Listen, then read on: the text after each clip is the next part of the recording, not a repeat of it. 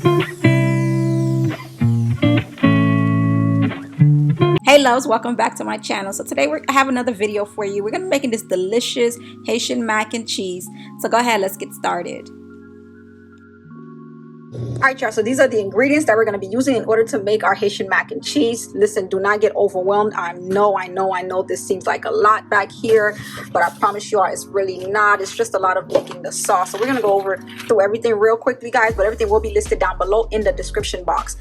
You can shred your own cheese, guys. Right now today I do not have time. Sometimes I do, sometimes I do not. If not, you can use your Kraft triple cheddar, which has Vermont white cheddar, sharp cheddar, and as well as 8 mild cheddar cheeses included in there. We have some sharp cheddar down there. I have some Philadelphia cream cheese as well as the Velveeta cheese I'm going to be using. I have some Parmesan cheese, which is a 5-ounce that I got from Publix, guys. We also have some bell peppers that I'm going to be dicing up, 1 yellow onion. I have 2 Maggies back here, parsley. I think it's like 5 sprigs of parsley here, vegetable oil in order to boil our macaroni, evaporated milk back there, guys, some epis.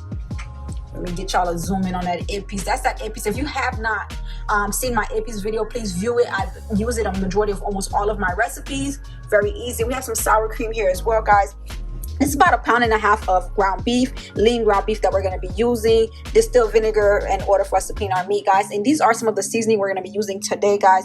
This is cayenne pepper. We have some complete seasoning back here: paprika, garlic, black pepper, and as well as parsley flakes, guys. You do not have to use the parsley flakes if you have fresh parsley, which is what I'm going to be using. If not, the parsley flakes works just as fine, guys, and that's only for garnishment. Here are the ingredients once again, guys. Everything listed in the description box. Let's go ahead and get to chopping up our vegetables and our herbs. All right, ladies and gents, so let's begin with the prep work. I like to chop up my vegetables and get everything prepped up before I begin cooking. So I'm gonna just start off by chopping up my bell peppers. Whatever colors you decide to use is fine. It doesn't really make a difference to me. I use red bell peppers, green bell peppers, and sometimes yellow. So I'm just gonna go ahead and chop those up. I like to finely chop up my bell peppers because I don't really like seeing them in the pasta. So take your time and get that prepped up.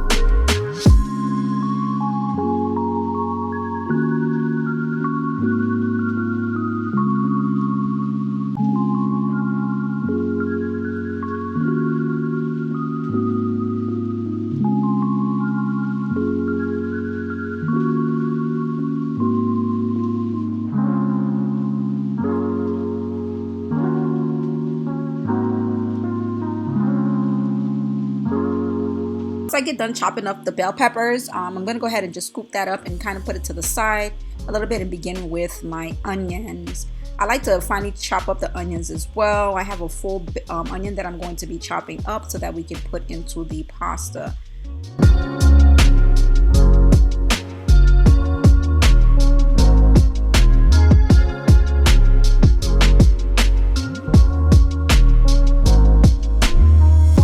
Confession time. Y'all, I have an obsession with chopping up vegetables.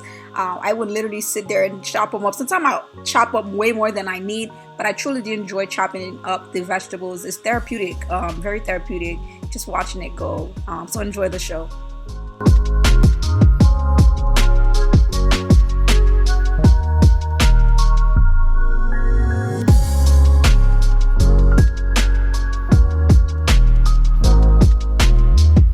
Alright, gonna scoop that to the side and begin to chop up the parsley. I'm just using 2 sprigs of parsley here, and finally chopping that up as well. And then we're gonna go ahead and separate those into separate bowls, so that we can begin to season the meat and get everything prepped up and ready to go.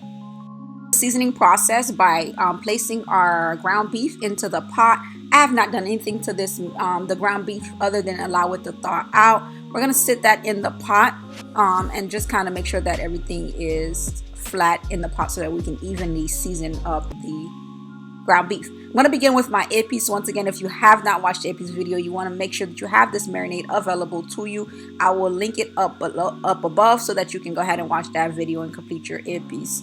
Once I have that in there, I like to just stir it around to make sure that everything is completely covered in the epis and that we have a good amount in there.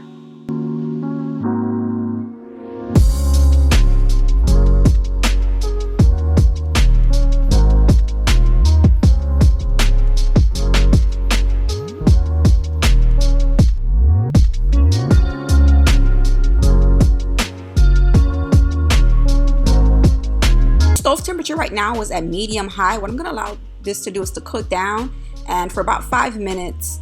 And once that's done, I'm gonna add in my vinegar to the meat, and then go ahead and start to use a squeezer to squeeze in my lime juice to add some acid over to the meat to bring out those flavors.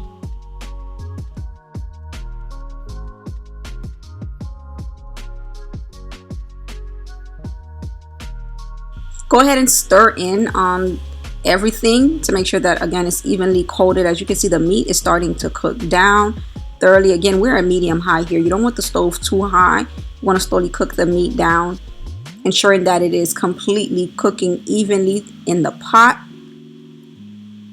I love watching that for the meat cook through. Then we're going to begin seasoning with our black pepper, adding in our black pepper, a good amount of black pepper here. Again, it's to taste, so it's your preference and the amount. We're going to add in our complete seasoning. Y'all, I like flavor, so I add quite a bit in there.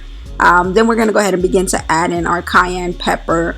This is optional as well. This will add a little kick and spice to the meat so that the pasta is very, very, very well seasoned.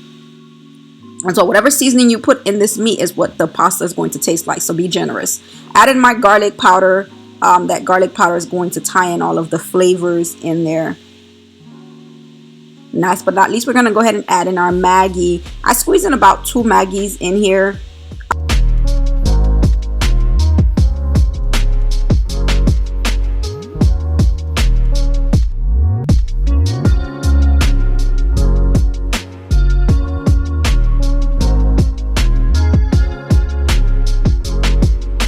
Once you have all of your seasonings in the pot, you want to go ahead and just stir in everything, ensuring that the seasoning is evenly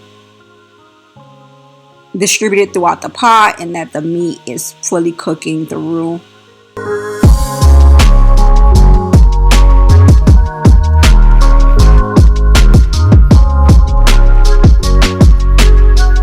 Alright, so you ultimately also want to ensure that you're doing a taste test on your meat to make sure that it has the right flavoring in there. If there's anything needed, this is the opportunity to add it in there. I let this cook for about 2 to 3 minutes. Remember, we're going to go ahead and bake in the macaroni. I'm going to go ahead and add in my parsley. Stir that in there. This is the final prep for the meat. We're going to begin on our sauce to get our roux going for our pasta.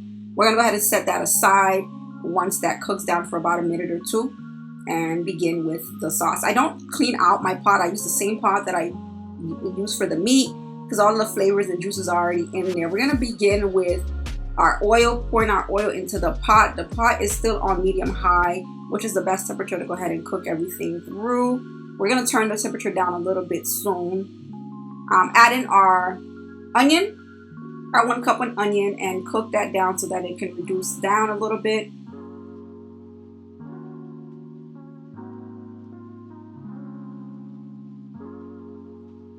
After allowing the onion to cook down for about a minute or two, what we're going to go ahead and do is add in our bell peppers in there as well. And just same process, just kind of cook that down as well. You don't want to add too much to the pot at the same time, so it allows the vegetables to evenly cook.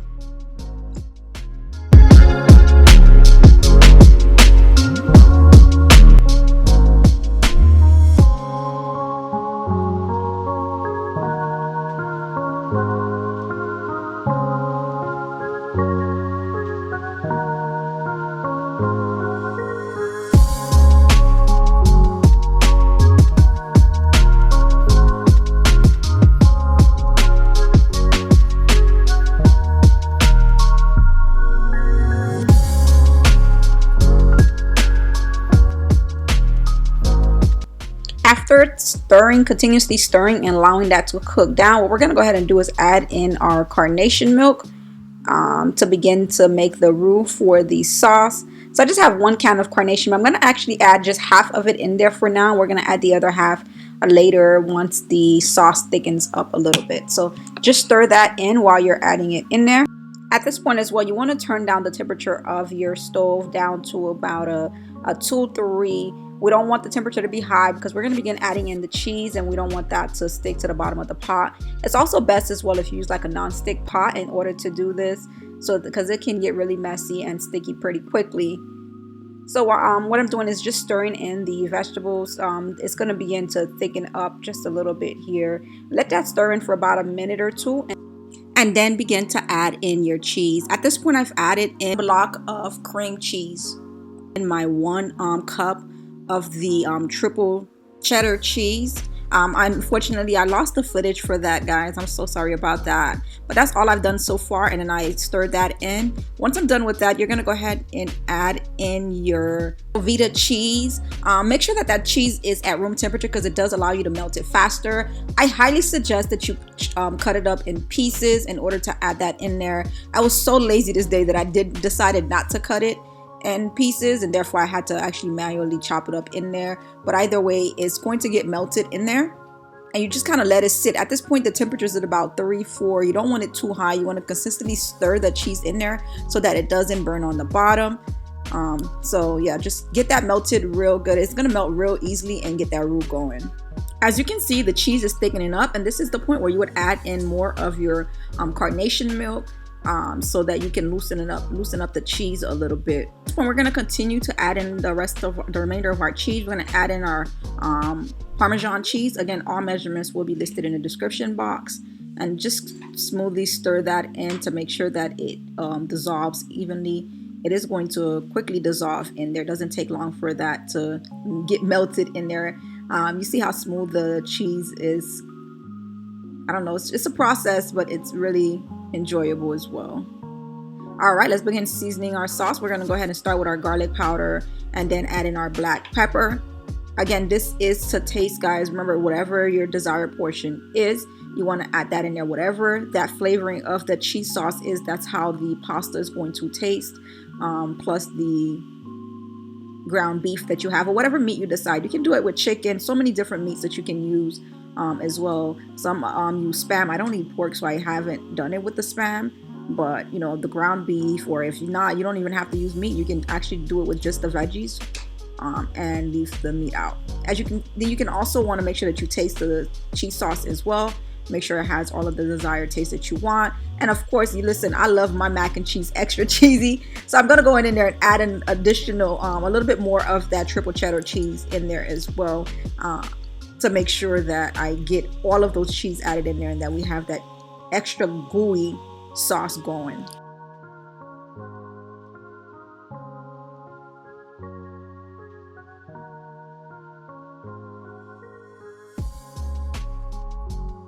That simmer down for about 2 to 3 minutes. What you want to do is just put it on simmer about 1 or 2, and you don't want to burn the bottom of the pot. We're gonna go ahead and begin boiling our pasta. We're gonna start with 3 to 5 cups of water in there. Add in your salt and your oil, so that the pasta isn't sticky. Once that water comes to a boil, in about 5 minutes or so, it should come to a boil. You want to go ahead and add in your pasta in there to allow that to boil.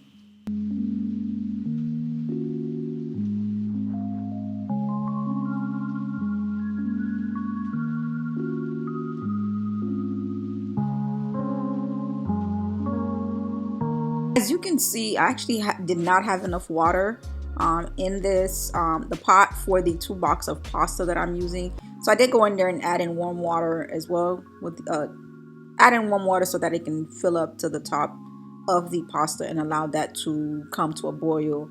The stove is about 6-7 at this point, almost high, because you want to let that pasta cook through. Went in and added about 4 to 5 pieces of clove into the pasta to let that boil in there, and then cover up the pot so it can come to a complete boil. I let that boil for about 10 to 12 minutes, and then going back to check in with it, making sure that it still has enough water. This pasta is extremely thick, which is why I usually use the penne pasta. So I'm gonna just stir that in there. You can always do a taste test. I like it a little bit tender. I don't like it fully cooked through because we're gonna bake it in the oven, and I don't like for it to break or to get really mushy. If it's not fully cooked through, you can go ahead and cover that back up and allow it to boil. In my case, the pasta was not fully cooked through, so I'm gonna cover that back up and allow it to boil for another 5 to 8 minutes, and then going back in to check it. And at this point, the pasta is fully cooked through. It still has a little tenderness to it, which I like because, again, we're going to bake that in there. So I'm going to stir it in to make sure that everything is cooked. You can tell by the tips that it's fully cooked through. It's starting to get very light at the tips of the pasta. I'm going to go ahead and head over to the sink to go ahead and begin to drain out our pasta.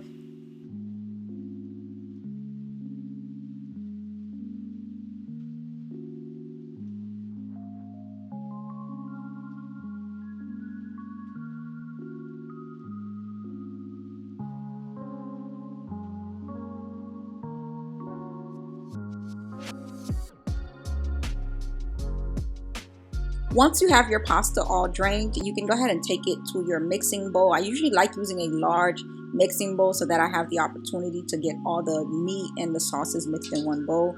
At this point, I'm going to begin to remove the cloves that I've had in there. So I'm just going to stir the pasta real quick, and it's so easy for you to just find those in there. That's why I do not put that many cloves in there. Between 4 to 5 pieces, that's good enough.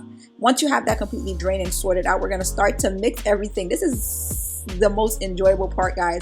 You see all that oil and those juices out of that meat. We're going to go ahead and pour that meat over our pasta, just evenly stirring that in periodically, and then adding in more meat as we go along to make sure that everything is evenly coated and that we have an even amount of meat throughout the pasta.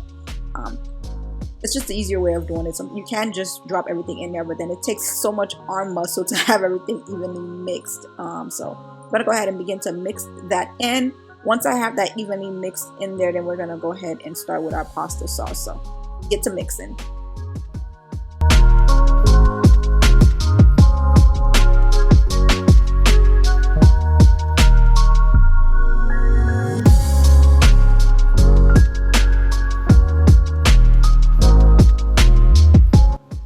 And of course, I have to do the ultimate taste test, guys. Go ahead and taste the pasta in there. This is your opportunity. If it's missing any seasoning, you want to go ahead and add that in there. But if everything is fine, we're going to go ahead and begin to add in our cheese sauce, our roux in this pasta.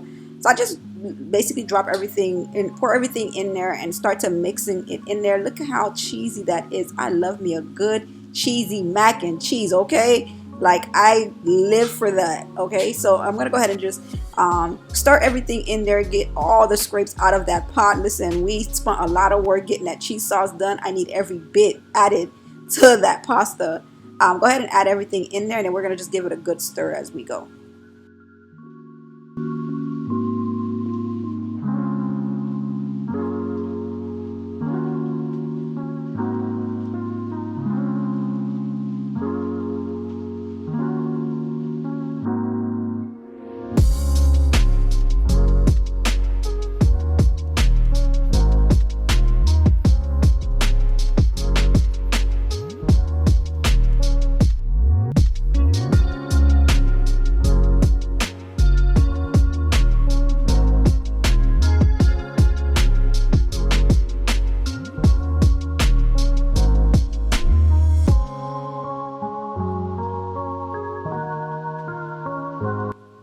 And of course, we have to do the final taste test, guys. So find a piece of pasta, go ahead and give it a final go. Taste it and see how it's going. If you need to add anything else, again, last opportunity here.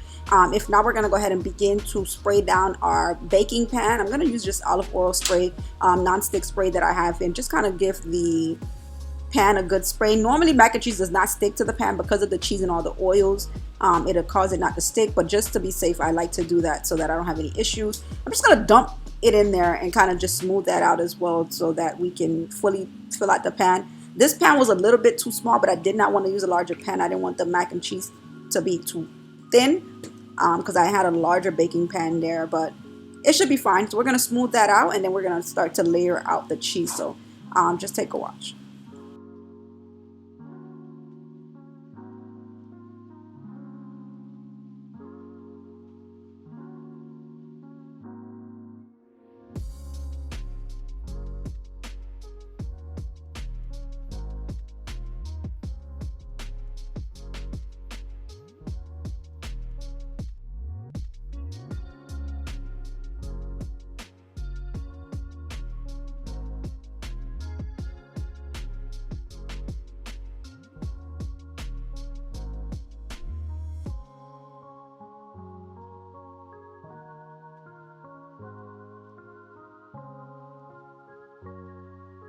Once we have the pasta in the bowl and it's flattened out, what we're going to go ahead and do is just grab our cheese for the top. You can use the cheddar cheese or the sharp cheddar mix, the triple cheddar mix that we have. I'm going to mix both of them in there. It really doesn't matter what cheese you put on top. Some people use mozzarella. You just need a cheese on top so it can have that gooey look to it, more presentable look. So I'm going to spread that evenly throughout the mac and cheese, the top layer, and then I'm going to go ahead and add in our paprika. So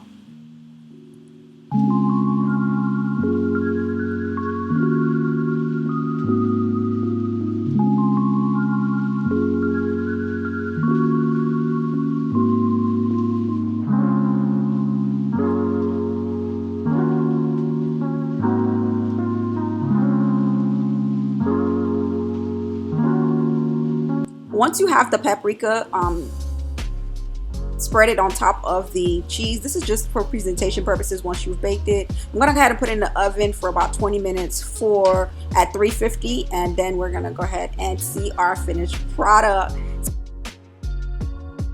So here is our finished product, guys. This is our gooey Haitian mac and cheese. Thank you so much for watching. Don't forget to connect with me on social media and like this video. Thank you once again, and subscribe down below.